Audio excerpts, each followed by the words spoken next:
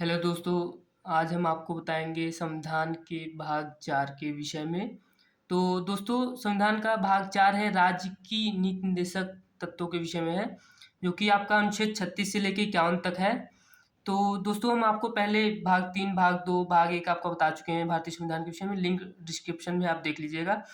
तो मूल अधिकार भी आपको भाग 3 में बताया गया है, नागरिकता आपका भाग 2 में बताया गया है, भारत के राज्य क्षेत्र के विषय में भाग 1 में बताया गया है। तो दोस्तों, आज हम आपको बताएँगे राज्य के नीति निर्देशक तत्व। राज्य के क्या कर्तव्य हैं, क्या उनके कर्तव्य होने चाहिए, उनको किस तरह के अपनाया नियम अपनाना चाहिए, किस तरह का उनको व्यवस्था करना चाहिए अपने नागरिकों के लिए। तो दोस्तों, चलिए शुरू करते हैं। अनुच्छेद 36। अनुच्छेद 36 में आपको बताता है कि राज्य का परिभाषा, अर्थात जो राज्य की परिभाषा है, हम आपको पहले वाले वीडियो में बता चुके हैं। यह आपके अनुच्छेद 13 में परिभाषित है, भाग 3 में। तो आप देख लीजिएगा, लिंक डिस्क्रिप्शन में है, वीडियो देख लीजिएगा आप कि राज्य की परिभाषा के अंतर्गत क्या-क्या आता है राज्य। हालाँकि राज्य के अंतर्गत आपका सरकार, भारत सरकार, विधानमंडल, विधानसभा, आपका ये सभी चीज़ें आती हैं, तो आप उसमें देख लीजिएगा, उसमें डिटेल में है। तो चलिए, अनुच्छेद 36।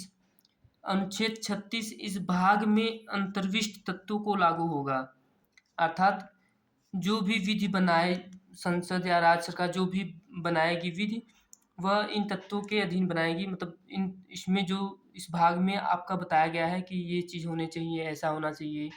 तो वही चीज़ बताया गया है कि विधि बनाने में इन तत्वों को लागू करना राज्य का कर्तव्य होगा। अर्थात जो चीज़ें इस अनुच्छेद में बताई है, इस भाग में बताई गई हैं, तो वो इस राज्य का कर्तव्य है कि इन चीज़ों को वह लागू करे, विधि बनाकर उन्हें पारित करे, नियम बनाए उनका।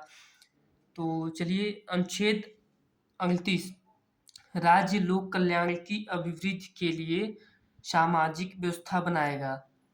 पहला, राज्य ऐसी सामाजिक व्यवस्था की जिसमें सामाजिक, आर्थिक और राजनैतिक न्याय, राष्ट्र जीवन की सभी संस्थाओं को अनुप्रमाणित करे, संरक्षण करके लोक कल्याण की अभिवृद्धि का प्रयास करेगा। और 38(2) राज्य विशिष्टता आय की असमानताओं को कम करने का प्रयास करेगा। अर्थात अनुच्छेद 38 आपको बताता है कि राज्य एक ऐसी विधि बनाएगी जिसमें सामाजिक व्यवस्था भी अच्छी बनी रहे और राजनैतिक व्यवस्था भी अच्छी बनी रहे, न्याय व्यवस्था भी अच्छी बनी रहे और लोगों को कोई आर्थिक दिक्कत ना होने पाए, उन्हें अच्छे से संरक्षित करे, उनके रहने खाने की अब व्यवस्था को अभिवृद्धि का प्रयास करे, उनके जीवन शैली को सुधारे, ये राज्य का कर्तव्य है। वह ऐसा कोई विधि बनाए जिससे उनके आर्थिक, सामाजिक, नैतिक किसी भी प्रकार से दिक्कत ना हो, उनको उससे उस विधि से अच्छी फैकल्टी मिले, अच्छी व्यवस्था मिले।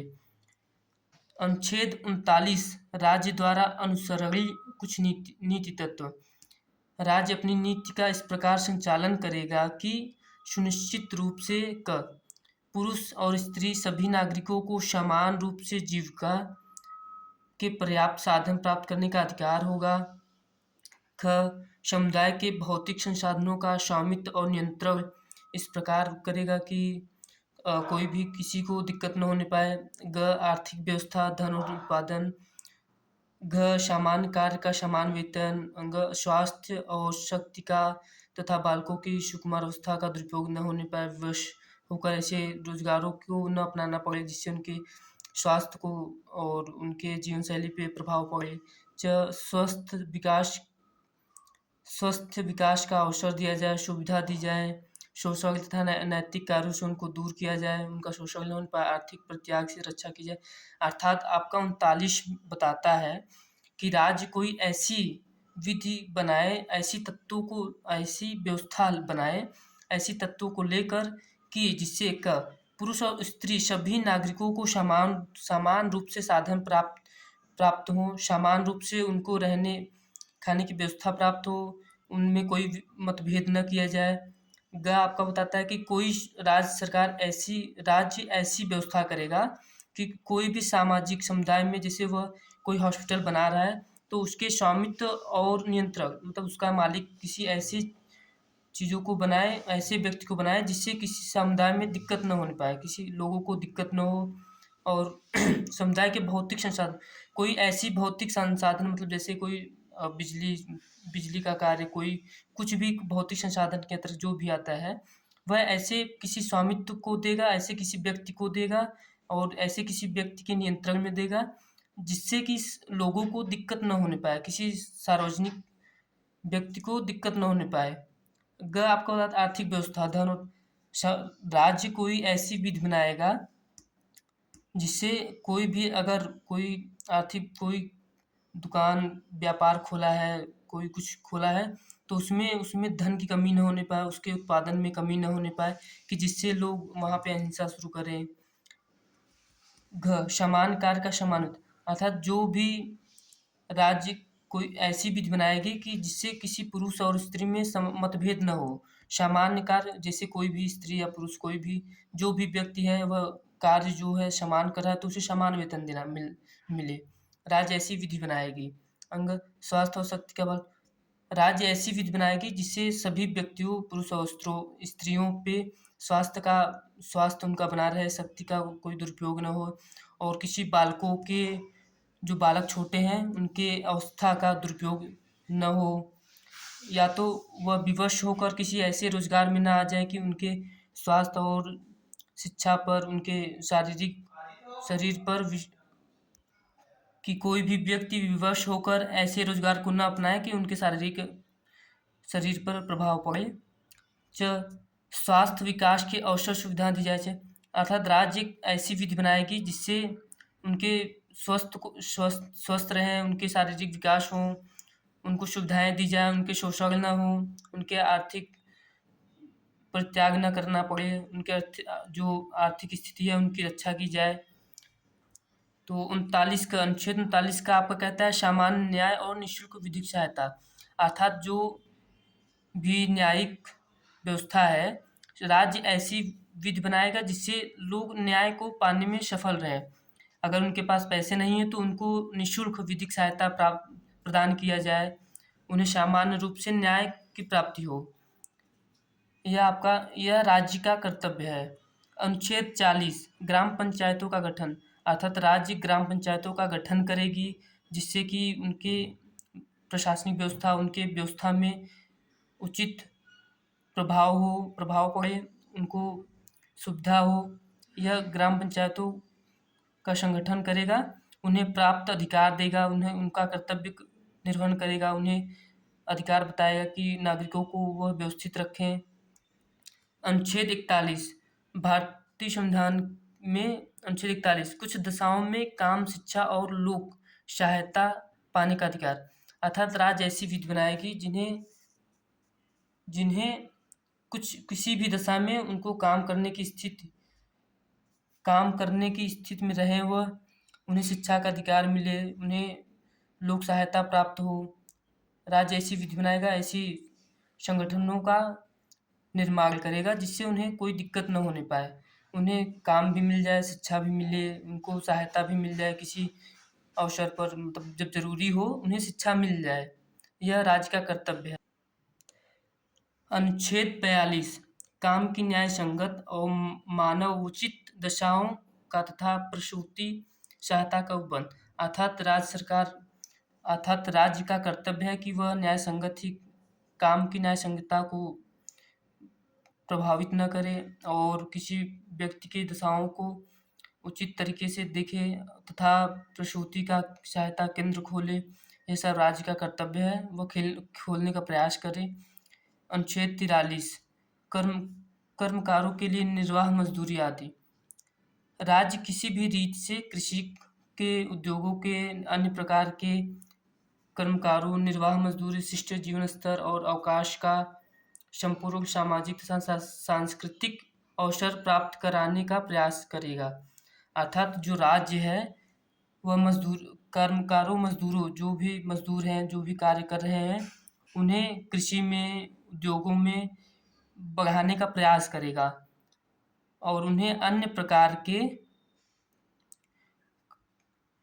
कर्मकारों निर्वाह मजदूरी, शिष्ट जीवन स्तर और अवकाश का उन्हें मतलब जीवन स्तर उनका सही रखे, निर्वाह मजदूरी उनको मजदूरी सही से दे, उनकी मजदूरी का निर्वाह सही से करे, उन्हें छुट्टी प्रदान करे, सामाजिक तथा सांस्कृतिक अवसर प्राप्त करने का उन्हें अवसर दे। ये सब राज्य का कर्तव्य होगा कि वह इसे बढ़ाने का प्रयास करे। अनुच्छेद 43 का उद्योगों के प्रबंध में कर्मकारों का भाग लेना, जो अनुच्छेद 43 में दिया गया है उसी का वो भाग है अनुच्छेद 43 का, कि उद्योग जो भी जो भी सरकार उद्योग खोलेगा उसमें जो भी व्यक्ति कार्य करेगा उन्हें भाग लेने का समान अवसर प्रदान करेगा, उन्हें बाध्यता नहीं करेगा। अनुच्छेद 43 का कहता है सरकारी समितियों का अभिवृद्धि, वही अनुच्छेद 43 से ही लिया गया है कि जो भी कृषि के लिए, उद्योगों के लिए जो भी सरकार सहकारी समिति बनाएगा उसको वह निक्री बढ़ाता रहेगा, एक ही पर रोकेगा नहीं। उन्हें मतलब प्रयास करेगा कि और भी सहकारी समितियाँ खुलें और भी संगठन बने, लोगों को और भी रोज़गार मिले, उनके जीवन स्तर की शैली जो है अच्छी बने। सब राज्य का कर्तव्य है, राज्य इसे करने का प्रयास करेगा। अनुच्छेद 44 नागरिकों के लिए एक समान सिविल संहिता, यह राज्य का कर्तव्य है कि वह नागरिकों के लिए एक समान सिविल संहिता का कानून बनाए। अनुच्छेद 45 6 वर्ष की कम आयु के बालकों के लिए प्रारंभिक बाल्यावस्था देखरेख और शिक्षा का उपबंध, अर्थात राज्य का कर्तव्य है कि वह जितने भी बच्चे हैं 6 वर्ष से कम आयु के हैं उनको अच्छे से प्रारंभिक शिक्षा प्रदान करे, उनके स्वास्थ्य के लिए वह शिक्षा संस्थानों को खोले, उनके स्वास्थ्य का देखरेख करे, यह राज्य का कर्तव्य होगा। प्राथमिक कर्तव्य है कि वह 6 वर्ष से जितने भी कम आयु के बच्चे हैं उनको शिक्षा प्रदान करना राज्य का कर्तव्य है। अनुच्छेद 46 अनुसूचित जनजाति, अनुसूचित जाति और अन्य दुर्बल वर्गों की शिक्षा और अर्थ संबंधी हितों की अभिवृद्धि, अर्थात जो दुर्बल वर्ग के लोग हैं, जो अनुसूचित जनजाति है, अनुसूचित जाति है, उन्हें शिक्षा का अवसर प्रदान करें, उन्हें आर्थिक स्थिति से बढ़ाने का प्रयास करें, उनकी आर्थिक स्थिति बढ़ाने का प्रयास करें और सामाजिक अन्यायों से और सभी प्रकार के शोषणों से उनकी संरक्षित करें, अर्थात जो भी कमज़ोर वर्ग के लोग हैं उन्हें सामाजिक न्याय मिले, उन्हें सभी प्रकार के शोषण से मुक्त करे, यह राज्य का कर्तव्य होगा। अनुच्छेद 47 पोषाहार स्तर और जीवन स्तर को ऊंचा करने तथा लोक स्वास्थ्य का सुधार करने का राज्य का कर्तव्य है, अर्थात राज्य का कर्तव्य है कि वह पोषाहार अर्थात खाने पीने की व्यवस्था अच्छी करे और उन्हें रहने की अच्छी व्यवस्था रखे, यह और उनके जो भी लोग स्वास्थ्य हैं अर्थात लोगों के स्वास्थ्य को सुधार करने का राज्य उसको अच्छा करने का व्यवस्था करे, यह सब राज्य का कर्तव्य है। अनुच्छेद 48 कृषि और पशुपालन का संगठन, अर्थात राज्य की व्यवस्था, राज्य की कर्तव्य है कि वह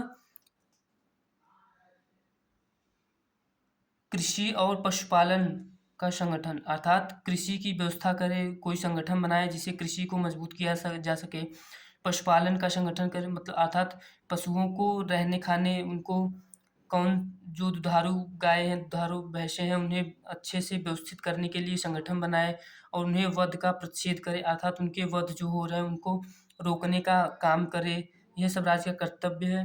अनुच्छेद 48 का पर्यावरण वन तथा वन्य जीवों की रक्षा, अर्थात राज्य का कर्तव्य है कि वह पर्यावरण को प्रदूषित होने से रोके, वनों अर्थात वृक्षों को लगवाए और उनके वन्य जीवों जो वन में जीव रहते हैं, जो जंगल में जानवर रहते हैं उनकी रक्षा करे, यह सब राज्य का कर्तव्य है, उसे वह करेगा।